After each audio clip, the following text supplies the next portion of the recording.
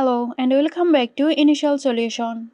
In today's tutorial, I will show you how to create class in Google Classroom.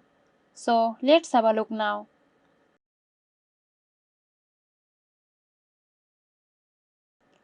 Go to classroom.google.com, sign in with your Google account. Once you are logged in, you will see the plus icon here. Click on it, then click on Create to start a new class. Enter the necessary details about your class.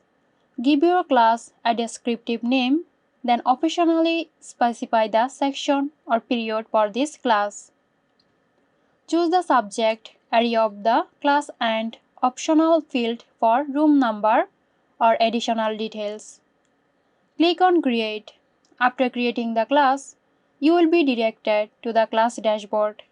Here you can start posting announcements, creating assignments, adding materials, and more. Set permissions, notifications, and other settings based on your preferences and class requirements. So that's it. Hope you found this tutorial helpful. Stay tuned for more helpful tutorials here at Initial Solution. This video is sponsored by Zerosoft. Zerosoft offers graphic design, UI UX design, digital marketing and web development. Elevate your brand with Zerosoft today. For more details, check the description box.